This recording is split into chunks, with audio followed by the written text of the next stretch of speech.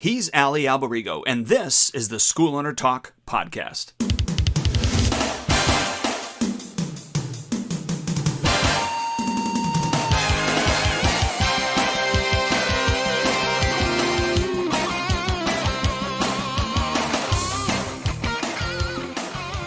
Hello again. Dwayne Brummett here with Ali Albarigo, SchoolOwnerTalk.com.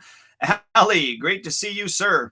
It's great to see you as well, although I'm not positive that we're live on any of the groups. Do you see it up there, Facebook? Because I don't see it on our page. Really? Maybe it's because I was late to the game. Could be. I'm not sure. I'm not seeing it on Facebook. Let me refresh. Okay. Oh, wait, there it is. I'm sorry. It just showed up. Sorry about that. So, no call for an alarm. That's all right. So, hey, no, it's good to check, no, right? I see. Sometimes when we're live on the dashboard, I can see up at the top where it's going. But I didn't see that on there right now. So, but I see it on Facebook.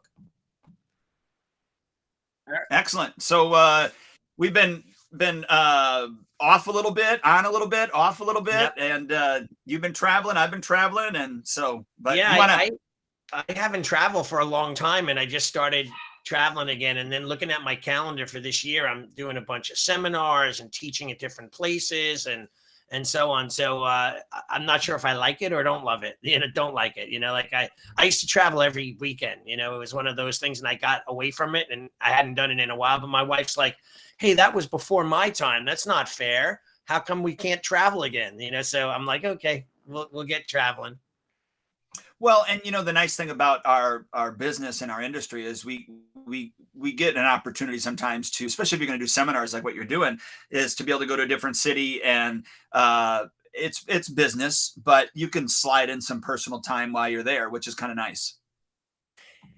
Yes, and the write-off possibilities too, as far as that goes when it comes to money and about what you're paying for flights and hotels and things of that nature. It's a good way to write things off. Yeah, I mean, you're already there, so you might as well utilize it, right? Exactly.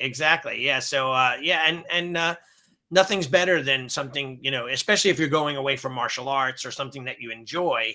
And you're able to write it off at the same time and, kill two birds with one stone, so to speak.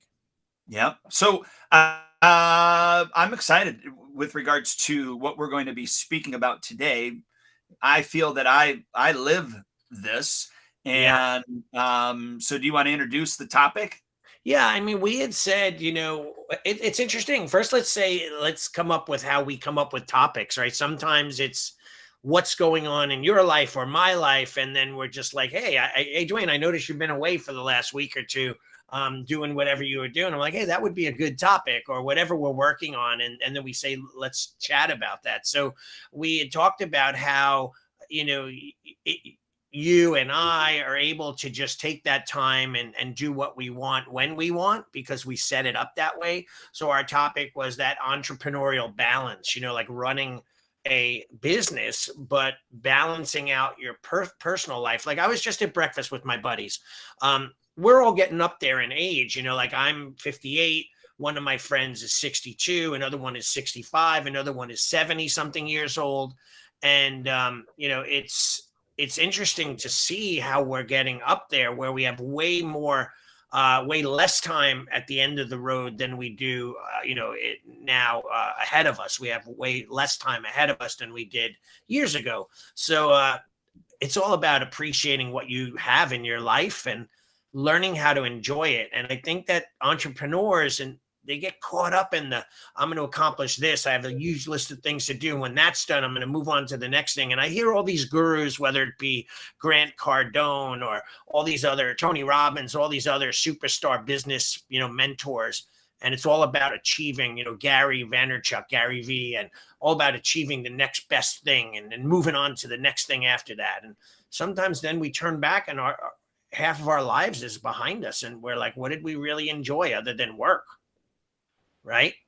Yeah. Or who did we enjoy it with? You know what I mean? So exactly. Yeah. Well, I kind of like you've heard of him because I introduced you to the book Who Not How. But Right. Dan Sullivan, and I like his approach because, his approach is, and I forget the exact number, but out of 365 days a year, he takes off, I think, 128 days or 130 Right. days a year or whatever it is. But those are already, most of them are already pre-scheduled. Like, Right. so he already has the blockout dates of when he is Mm. not available. And so then he fits in his work environment into the days that he is available, Right. if that Right. makes sense. Right. Yeah, it totally makes sense. Like it's, I always tell my students when they say things like, I'm going to get back to training eventually, or I'm sorry, I haven't had the time. And I always say to them, you cannot find the time, you have to make the time. You have to carve out the time. You have to schedule that time. Like, for example, like for me, my wife and I used to always do this with my ex-wife and my daughter's mom.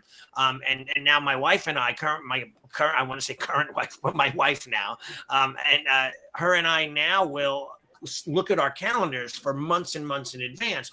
What are we doing in June? What are we doing in July? What are we doing in August? Where are we going? What events? What weddings? What do you have? What do I have?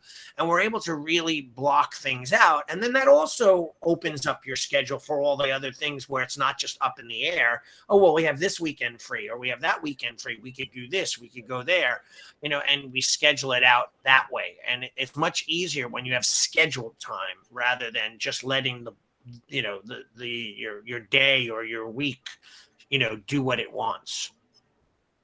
Yeah, no, I agree with that.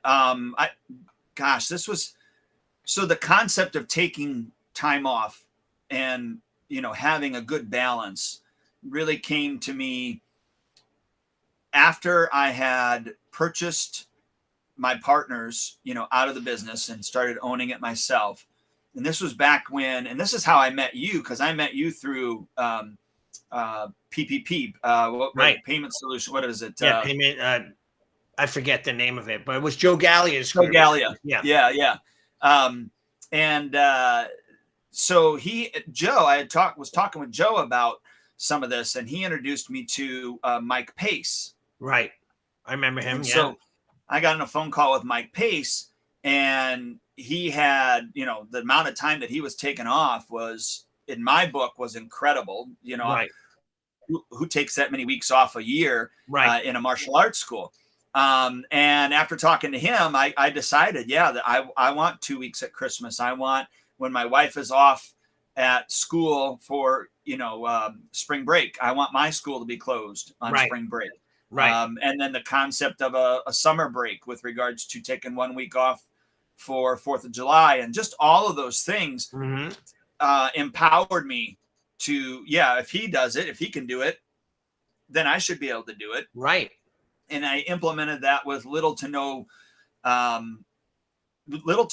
obstacles. Right. Even my current clientele, it was, hey, this is a benefit to you because this is that's the way that I, introduced it to them.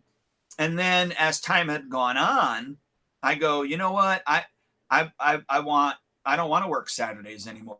Right. And if I don't want to work Saturdays, why do I want my instructors to have to work Saturdays? Mm-hmm. Because inevitably there's going to be enough of them that are going to be sick on a Saturday at some point that guess who's going to have to step in there? Yeah. So that's where I went to basically a four day a week school. And then we do our private lessons on Fridays, which then that allows me to have every Friday off. Right. So I don't have to be at the studio on Fridays unless there's enough of them that are sick. And then I can go in and I will do private lessons. It doesn't happen very often. And the way that we schedule our private lessons, I always have one. So my head instructor is always a floater. Right. So if somebody calls off sick, he immediately is able to fill in those gaps. Right. And then if a second person calls off sick, that's when I step up to the plate and then I enter into the studio but that doesn't happen very often. Maybe two or three times in a whole year. Yeah. That happens, if that makes sense. So working, it's not to say I don't work on the business during the day on Friday, because I do, but usually, up until about, I'd say 1 o'clock in the afternoon, And then I've got a 3-day weekend. I look at it as a 3-day weekend. Yeah. You know what I mean? Yeah. No, that's outstanding. I've always envied how you have it set up. And I also I've kind of mirrored that with my own personal schedule so that I have my dojos open 6 days a week. Unfortunately for my main guy who helps me run the school, he works 6 days a week, but he doesn't start until 3:30 and works till about 7:45. He gets out of there at 8, so he's doing like a 4 to 5 hours a day, 5 days a week, and then he works in the morning on Saturdays, and I'm normally there with him, but he's there from like 8:30 till like 12.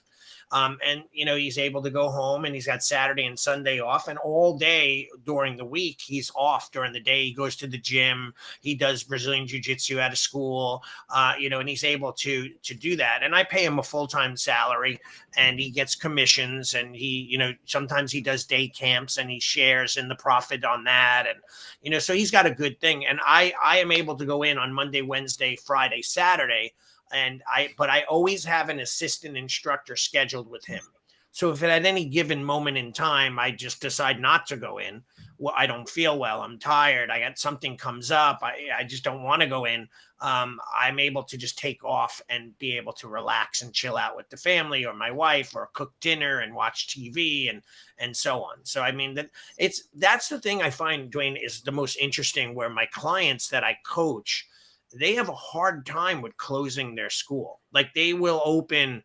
One of them I've been working with for years. He's just finally closing during Christmas. Like, he's always open, he's closed Christmas Eve, Christmas Day. He's open on the 26th, 27th, 28th, 29th, 30th. Then he closes down on the 31st and the 1st, and he's open again. No, I'm not going to take off. I don't want to do that to my people. I'm like, trust me, the people appreciate having some time off. Like, that's a weird concept for people, that school owners, that their students, their clients actually appreciate downtime as well. Well, and look, this might be one of the fears is, well, if they're not here at least once every single week, during those holidays, then they're going to be demotivated and they're not going to come back. Right. And right. Honestly, that does happen. Mm-hmm. I've had after breaks, especially a Christmas break, a 2-week break. I've had people, but normally it's like a 3 and 4 year old, or it's a 5 and 6 year old. It's usually not my 7 and ups, that it was harder to get them to come back. I have lost, students in that. So we just had and the reason I'm bringing this up is because I have one perfect example right now. We had, in March, we had our spring break. And then after the spring break, this certain kid didn't come back. Of course, after the first week of being back, we called because he hadn't been in there. And they're like, yeah, we really thought the break was going to, he was kind of waving before the break. And then once the break happened, he didn't want to come back. We might have eventually lost him anyways. Maybe we just lost him sooner because of the break. But I guess for me, the way that I look at that is, okay, well, now I have another opening for somebody that does want to be here. Right. You know what I'm saying? Mm-hmm. I do. But at the same time, I think that this is always our big issue is attrition, people quitting, and retention, keeping them there. The minute they start to break that routine of being there on every, 2 days a week, every single week, and they take off for a week, or they're sick for a week or two, they lose momentum quite quickly. And, it becomes an issue because people are creatures of habit. They get lazy, they start reevaluating because they're out of routine. It happens with the gym. I'm sure with your health coaching, that's the biggest problem. They fall off the bandwagon, and then all of a sudden they're eating terribly again. And then it's hard to get them back in. And, that's just to break your routine is hard. My wife is so dedicated. She gets home from work, a long day at work, boom, right into her gym clothes, right down in our home. We have a home gym, and she works out, never misses. She's like religious about it. And I find it amazing with her, the discipline she has. I'm the same like I am with the dojo. I'm always there Monday, Wednesday, Friday, Saturday, without fail, and trying my best to stay in a routine, because it's really easy to get lazy. Oh gosh, yeah. And not only the students, but the parents, right? Like, the kid takes off, the parents like, I got a break. I get a little break as well. And that's why it's important to have those scheduled breaks, because parents could do it without guilt. And then they know, but next Monday, we're back on track, right? They know they're coming back. So it's a little bit easier that way when they're scheduled breaks. Yep. No, I totally agree. I, I, I do it for me. Yeah. I do it for my staff. Mm-hmm. So, you look at like my head instructor, he's salary and he gets paid those weeks that we're off. Right. And, my, I'll have one of my program directors, the nice thing about Spark and then everything else, that we can do at home. She just logs on to Spark at home. Yeah. And we have a digital phone. So she logs on to the digital phone number at home, and she's got to call anybody or answer any voice messages or anything like that. Yeah. And so in the comfort of her own home, she will be, following up with people. So if we're closed for 1 week, she'll come in on a Tuesday, follow up with people, from the weekend. And then she'll come in on a Thursday, and then we won't have anybody back in the office until, that following Monday. But she's able to do it digitally or remotely. She, is still getting paid some money that week, not as much as she would if she was doing a full week, but she's still appreciative of the time off for, those weeks, but then also appreciative of, still being able to make a little bit of money while she's, enjoying her family. Yeah. And speaking of appreciation, I think that, we also as owners are so caught up into the day-to-day, that being in the thick of things, being in that hamster wheel, that our days blend into weeks and our weeks into months. And then all of a sudden it's, April 12th, which is today. And we're like, wow, 4 months of 2023 has gone by. And we're going to just keep on banging out the stuff we need to do until we're dropping the ball on New Year's Eve and repeating the process again. And quite often, I mentioned it before, like a lot of my friends are getting up there in age. And one of my friends was saying, hey, did you hear about so-and-so? He passed away. Did you hear about someone else? He's got MS. You hear about someone else? He has cancer. And then I say to myself, this is why I constantly have been very, very aware that life is short. There's, I don't know if you've ever seen the movie, and there's a preview on YouTube. You could see it. It was an Eddie Murphy movie called Golden Man, or Holy Man it was called. And there's a scene where he's just like this vagabond wanderer throughout the area. He has a backpack and he wanders around, and Jeff Goldblum finds him and brings him into his company, which is like a QVC company. And he's a spiritual leader, he doesn't mean to be Eddie Murphy, but he is. And so he has him do a commercial for a lawnmower. He somehow convinces him to do it. And he's on the set and he says, the cameras are rolling and he's doing the supposed to do the pitch. And he says, follow me, just follow me. And he's like, he walks through all these other rooms where you can see the backlighting and directors and people talking. And he goes outside and the camera crew's following him. And he kneels down in the grass and he says, you see this grass? It was for a lawnmower that he was supposed to be trying to sell. But he says, you see this grass? He goes, if you're 50 years old and you live to 100, you only have 50 more seasons of mowing your lawn. You only have 50 more Christmases, 50 more birthdays. And that's if you live to 100, right? If you're 80, that's only 30 more. Like for me, I'm, 58 years old. So I look at it like, wow, if I always say this and my daughter gets upset with me. I go, if I live till I'm 80, let's say, I only have, 20 or 30 years left, right? Like, 22 years left on the planet, 22 more Christmases, 22 more birthdays with my daughter.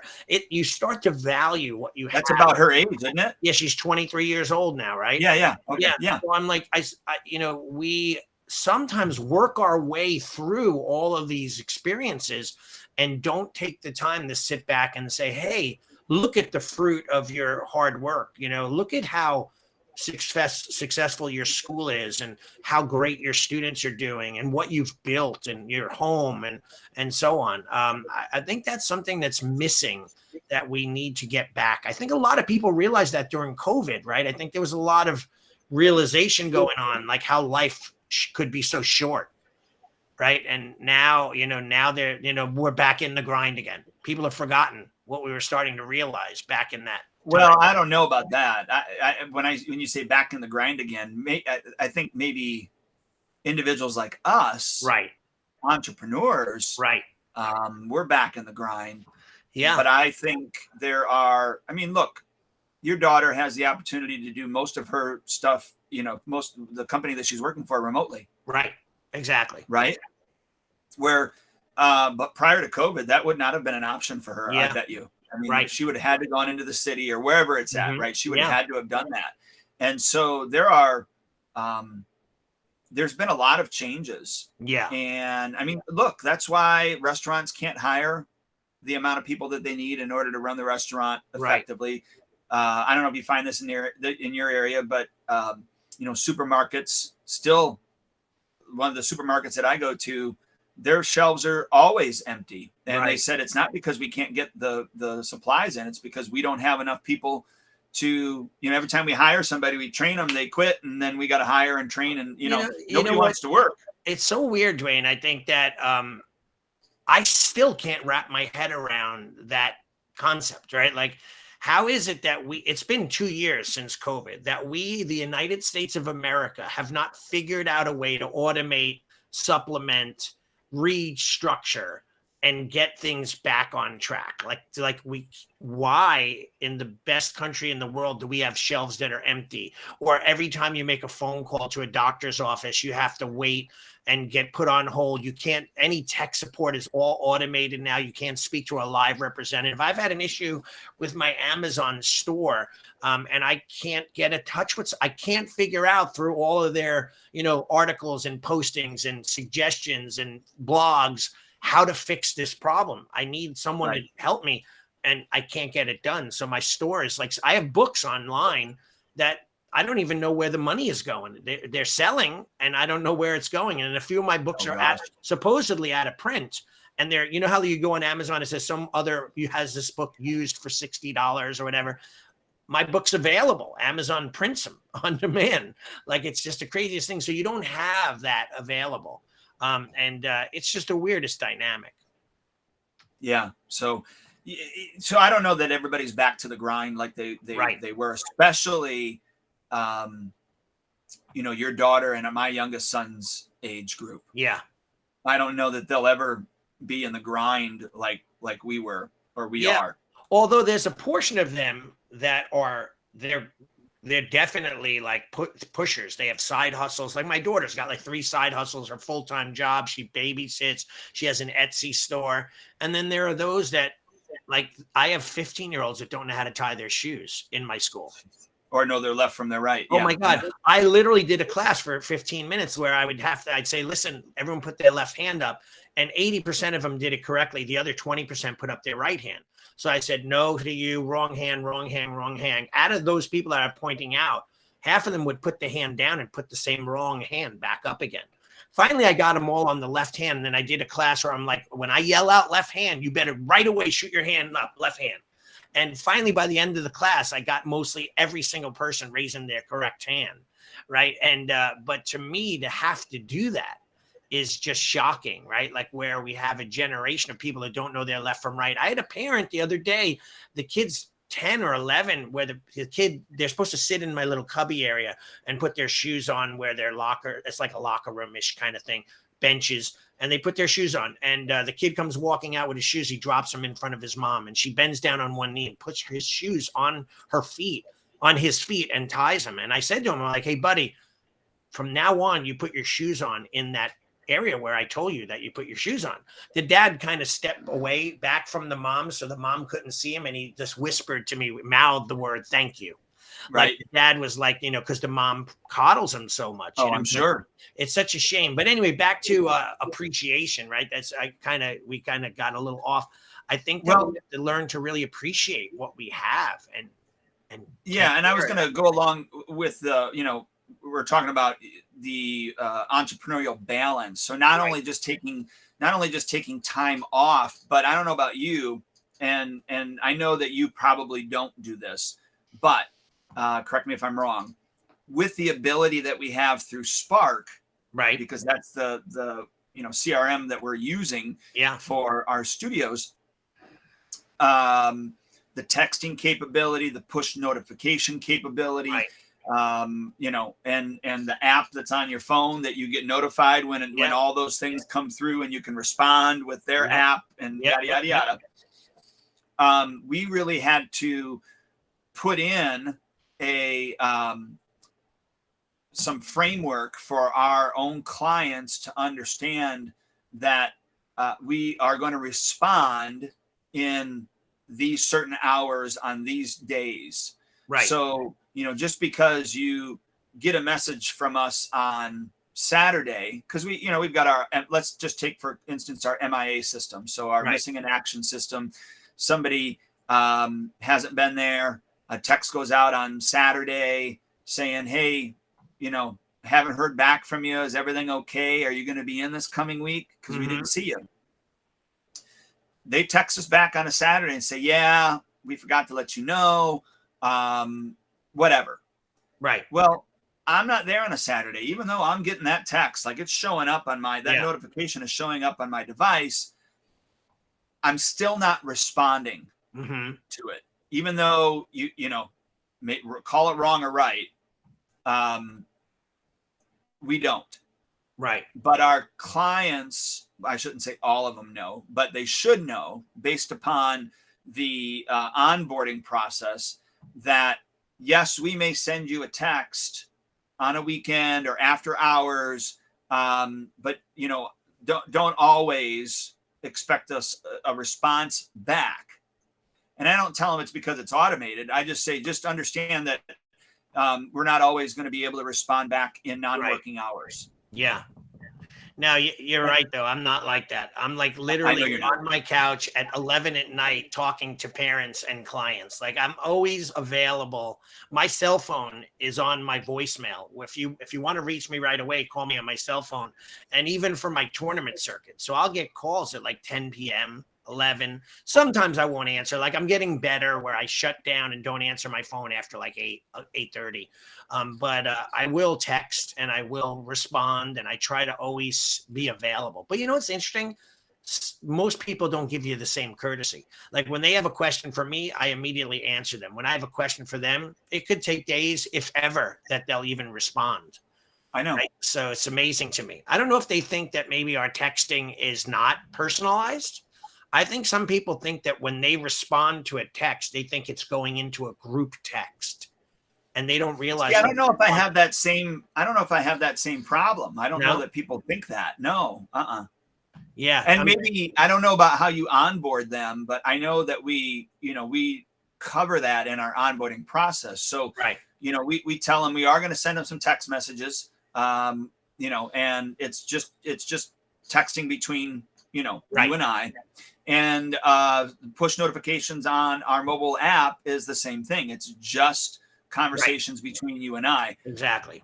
So we do let them know that's what's happening. So I don't know if you're doing that or not, but yeah, anyways. I do tell them, but I don't know if they listen. That's the thing. Or remember. Exactly. So, but yeah, you're right though. And, we do have the technology, we're able to communicate, but it's true though. I mean, if you're at their beck and call, then you're always going to be at their beck and call. And then when you don't respond immediately, they're going to think they're being ignored. I know I do too. Like when a parent is asking me questions and I respond, and then when I ask them a question and they ghost me and don't respond, and sometimes, I never got that text. Meanwhile, I know because Spark shows you when it was open, when the email was open, and so on. But at the same time, I'm almost like, okay, I get it. You were just busy, or you didn't feel like it was worth responding to. And I can't take it personal, right? It's got to be, it is what it is, kind of that kind of answer. And I will say, I am really good. I'm talking about myself now. I am really good at this. I've trained my staff to be really good at this. And what I'm referring to is when you are texting someone, whether it's, you're asking the question or you're answering their question, I always want, and I always do this, I want them to think about what their responses may or may not be, and then give them the next step based upon those responses. So meaning if I were, going to say, yes, Mrs. Jones, that is correct. And if yes, you would like to do this, then do this. If no, then, do this. Right. Like I really try to cut out this back and forth Right. texting crap because Right. I literally hate it. Yeah. I really am the type of person I'd rather get on the phone call with you. Yeah. And I know it may seem like it's more time Yeah. if I'm on the phone. I feel like I make a better connection. I feel like I get every single thing solved while I'm on Right. the phone. Right. The texting back and forth is it just irks me, and so Yeah. that's why I really to give myself freedom, because at time freedom, Yeah. that's why I say if this then this, if no then this, or whatever it is appropriate with whatever the conversation is. But I Right. train Right. my Right. staff to do the same thing because I don't want them having to text back and forth. And if we're able to solve it in 160 characters or less with that, then I don't have this back and forth thing where I'm paying more money to have the Right. text come in and my text go out and the text come in and text go out. I mean, I want to solve it as quickly as possible. Yeah. I know it's funny too, where you get a person who's like a texter and a hit and send. Hi, send. How are you? Send. I have a question. Send. And there's like 7 text messages. I'm like, I just paid for every one of those that you just sent me. So at the same time, I do a lot of texting where I'll reach out to clients and I'll tell them about upcoming events, or I'll ask them how things are going. I love texting for that. But I know I have a friend who I go out to breakfast with on Wednesdays that I'm sitting on my couch at 9 at night, and I just thought of him watching a show, and I want to say, hey, I just saw this, blah, blah, blah, blah, blah, send. My phone will ring immediately. I'm like, and then I'd say, I'm in the middle of watching a movie. I was just thinking of you and I sent you a text. I didn't say call me. That's not what we're doing here. Like, because when you're on the phone, you got to pause the TV. You got to pay attention to that person. But with a text, you could text it, shoot it off, still focus on the show or whatever you're doing. So like I could do things like that. What even, now somebody might message me and I'll send them a response while we're doing our podcast or whatever it may be. And, keep in touch with people that way. But so with regards to entrepreneurial, structure or I'm trying to think of the word that we used for this call. What entrepreneurial balance, balance. I think having a structure and also a framework that you're working from every single day is important. So meaning, and so if today's the work day, then you need to show up to your desk or show up to the studio at 8 o'clock in the morning or whatever it is that you've decided. But when it's time, you got to show up, and then you have to do the XYZ tasks or whatever it is. And so, how do you feel about that? Showing up to work on time, even though you're the boss. Oh, I'm really like, I'm pretty much, you could set your clock by me. Like I do my routine. I work all day at home. I go inside, I take a quick nap after I eat my lunch. I do a 15-minute nap, boom, I'm up and I'm at my school by 3 o'clock. So I leave at 10 to 3. It takes me 10 minutes to get there. And I'm there. I'm doing paperwork there. Like literally you could set your clock by me. I'm like a big, a believer in regular behaviors, atomic habits or, work ethics and that kind of thing. Like we say 15 minutes early is on time in my leadership team as employees and so on. Yeah. And I think that's where, some studio owners, they may disagree with that. And I think that they're losing out without having that structure. And I don't understand why they wouldn't show up to work at a certain time, because if they were working for somebody else, they'd have to do that anyways. Yeah. And, isn't working for yourself more important than when you were, I shouldn't say more important, but just as important as if you were working for somebody else. And when I started, well, as you know, my history, I own a landscape construction business and a martial arts school simultaneously. I built my school up and eventually sold my landscape business so that I ran my school full time. I just basically started my day at 9 a.m. every morning, and I'd get to my school at 9 a.m. I would eat my breakfast there. I'd work all day long, and you would be shocked at the opportunities that come up during the day that if I wasn't there, that I would miss, who knocked on the door, who wanted to buy something, who called you that would have hung up and called someone else. I mean, I try now, I don't do that. I'm at home, I work, and I'm up. Like yesterday, I started coaching calls at 7:30 in the morning, and I worked straight through till 2 o'clock in the afternoon, every hour on the hour. And that's my discipline. So I think that school owners don't have that. Some school owners are showing up. Their school opens at 4. They're there at 5 to 4, getting in their uniform as people are walking through the door. Like, I just never understood that either. Well, I understand that if they're working a day job. Right. And they just got off work and then they're moving into that, I understand. But if you're wanting this to go full time, then you have to schedule time that you're going to work on the business. Right. And then, if you think of it, you would never not show up when it's time to work in the business. Right. Right. And what they don't leave enough time to do all the things that are unrelated to teaching. Like, sending out renewals or sending we miss you call, doing we miss you texts, or missing an action text or emails, and all the things that you and I both know that maintain the school, keep retention up, scheduling events, things like that keep the school exciting and moving forward. Most of the time people will miss that.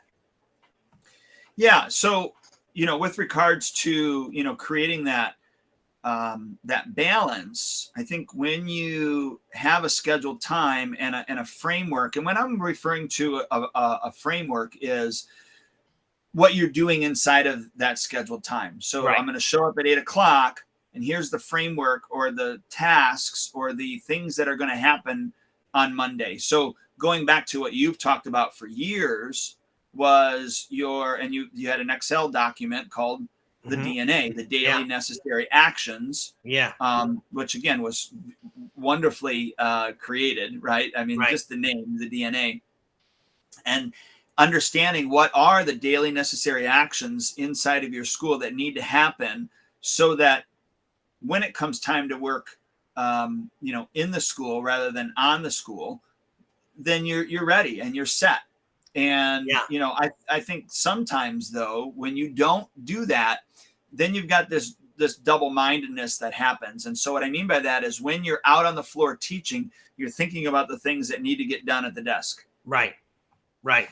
Had you scheduled those time, created a framework that you're able to work inside and get those things done, then when you step out on the floor, there might be something that pops into your head. Yeah. That needs to be done. You need to be able to capture that idea so that you don't forget it. Right.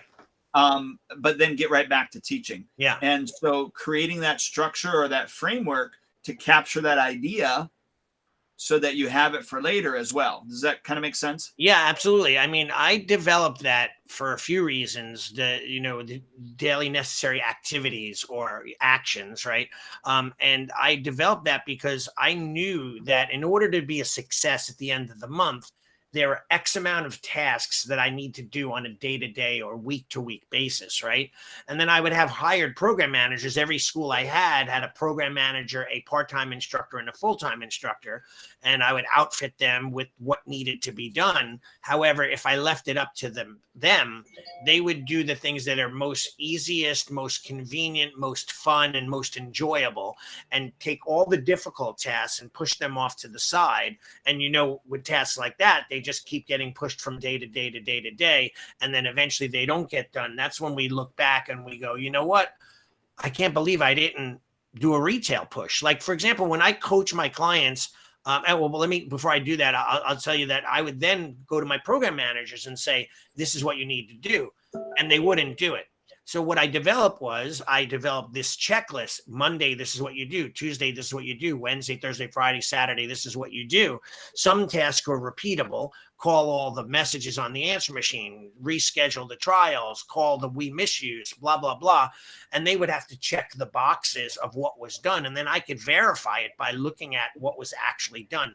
With Spark, we have a lot of that done. But it's interesting. I don't think that I'd love to ask Ron Sell, how many people that have Spark are actually using Spark to their advantage? Like, they probably do like 1 or 2 or 5 aspects of what Spark has available to them when there's like 60 different things that Spark could be doing for them Yeah. and really help them run their school, but they don't know what to do. Remember our old saying, we haven't said this in a while, you don't know what you don't know, right? Right. Yes. Yeah. So you gotta know what to do in order to know what is necessary. And sometimes people just don't have a clue.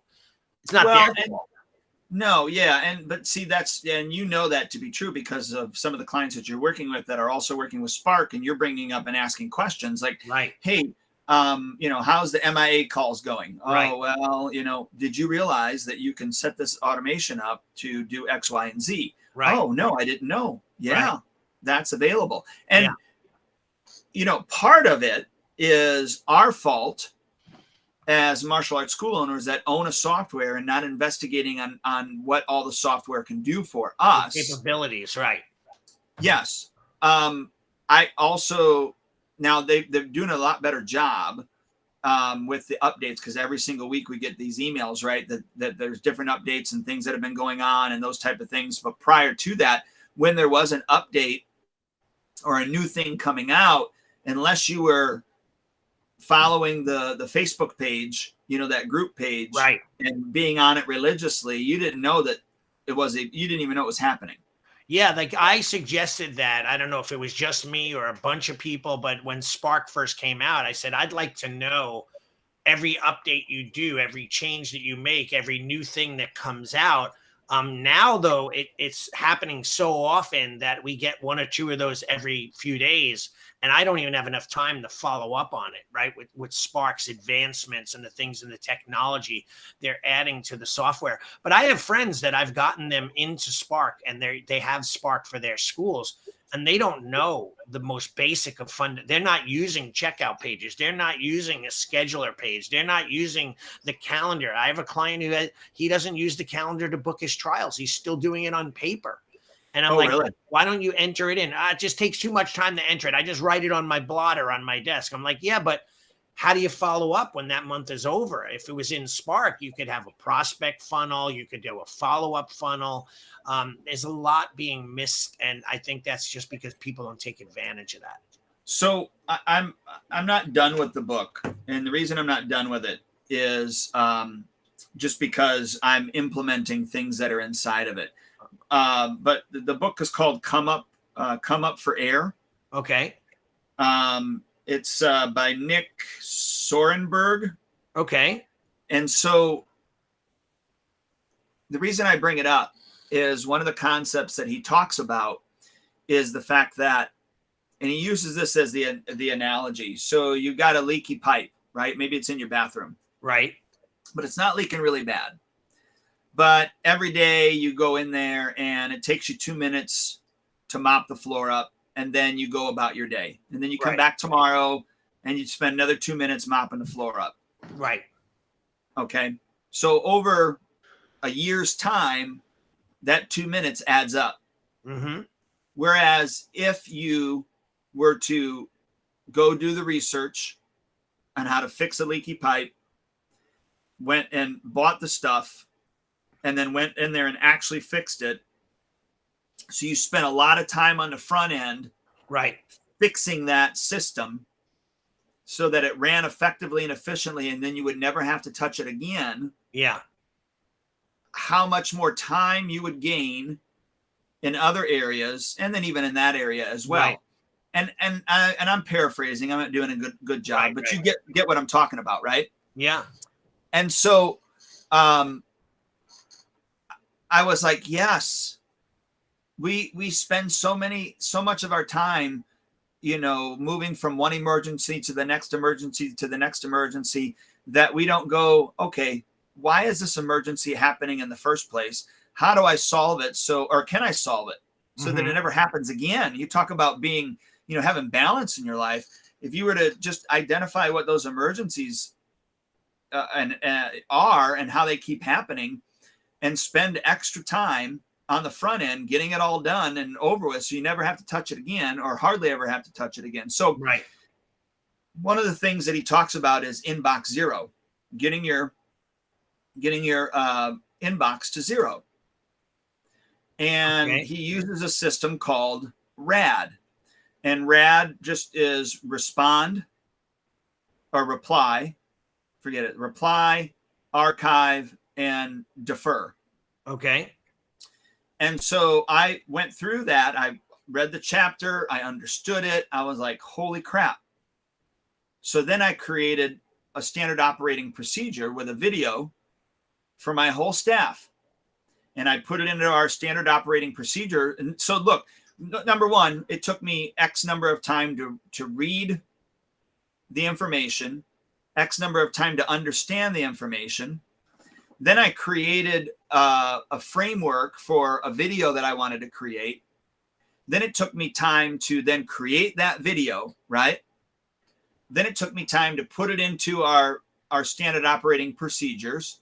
And then I gave every single person that touches our email tasks to Right. watch that video and understand it. Let me know if you have questions.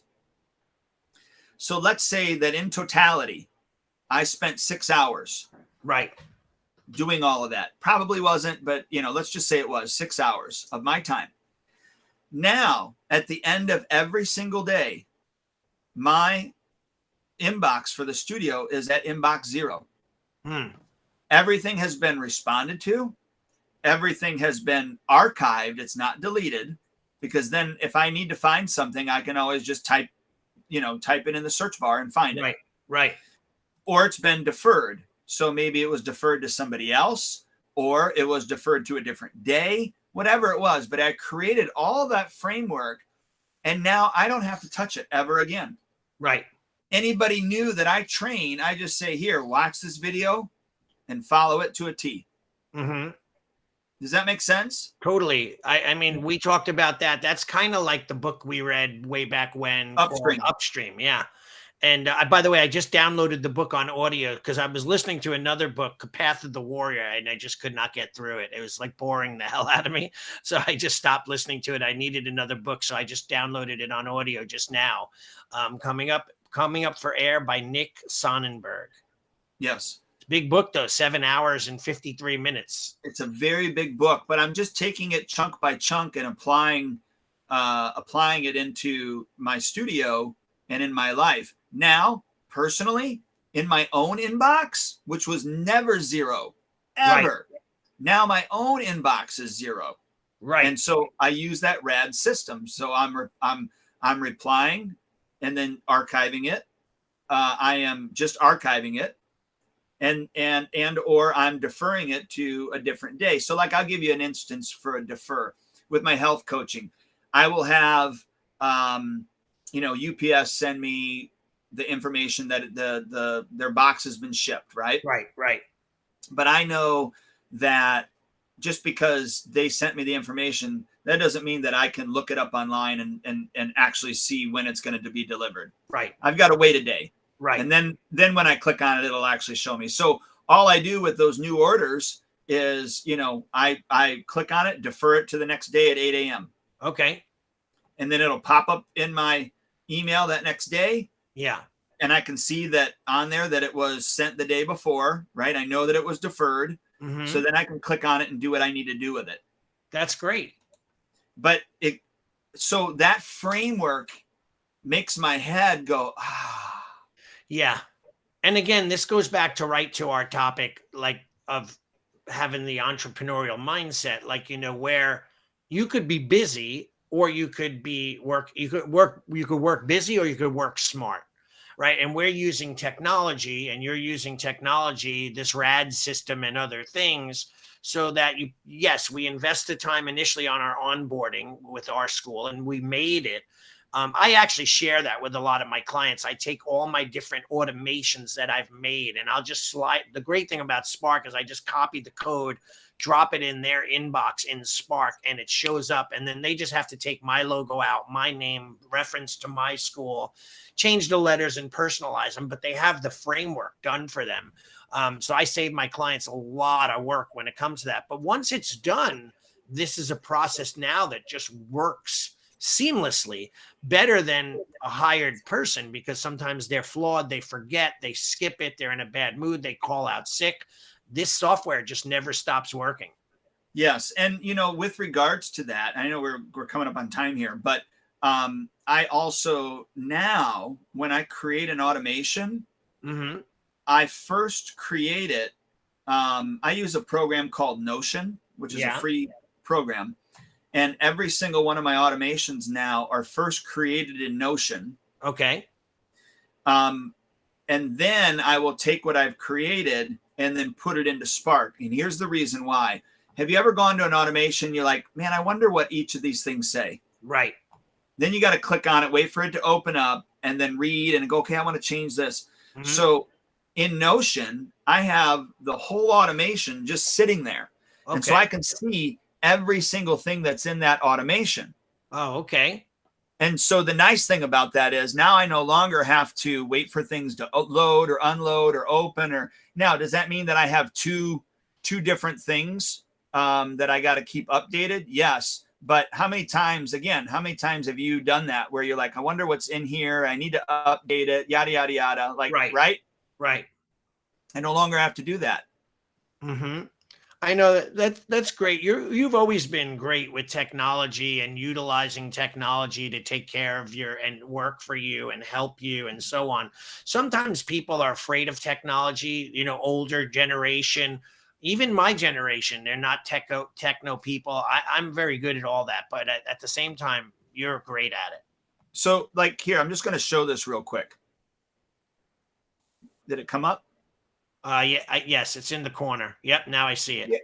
Yeah. So like day one, like this is, so it is, how you can change the prospect phase, right? Right. So I changed it to took first class. 10 minutes later, they get this text message. Right. 30 minutes later, they get this email. 60 minutes later, so you can see how I've. Right. So I can look at this in a glance and go, okay, what this is this is a new trial student welcome system. This is for the first person or first family member. And I can look at this whole thing, and I can even have it color coordinated. So I know that, all right, so this day is this day is this color. You see where I'm going with that? Yeah, I love it. It's awesome. So that way I don't have to keep, oh, and by the way, I put my picture in here for my layout. So yeah. I actually drew it out how I wanted it to be first, and then I created the whole system. I remember when we did that together, when we did a product launch and we had the different system worked on paper. And if they do this happens. And if they did that, this happens. And I love it, Dwayne. Great job. I mean, I think that's awesome. No wonder why you're able to get so much time off and go away. Well, thank you. But it's just doing the work and it's doing the hard work first. Right. And if you put the time in to do the hard work first, and that's where, again, it goes back to show up to your studio at a certain time. Yep. Have a framework that you're working inside. We've talked about this before, maybe in bits and pieces. For me, Tuesday, Thursdays, at 8 a.m. when I show up to my desk until about noon, that 4-hour window, depending on what I have going on that day. Right. That's my project days. So when I created this new student welcome system, those are the days that I was working on those. Yep. But I create that framework to work inside of it.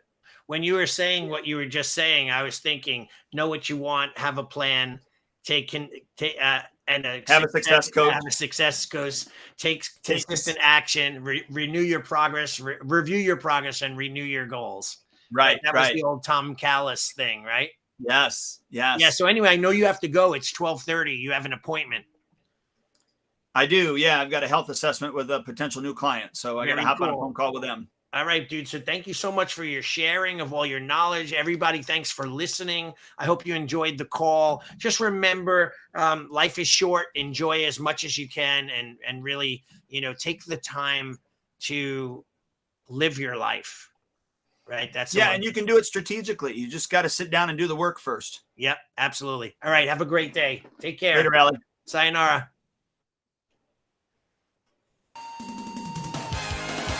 Thank you for joining us for another episode of Martial Arts School Owner Talk podcast. This would not be possible if it weren't for the support of our amazing sponsors. Please check out Elite Insights for all your website needs. They can be reached at eliteinsights.com. Add Health Coaching, helping school owners create a new and easy to implement revenue stream for your school. Visit addhealthcoaching.com. Lead Hunter Media, your online digital marketer and content provider. Visit leadhuntermedia.com. Academy Kings Growth Consulting and Management Group. They can be reached at academykings.com.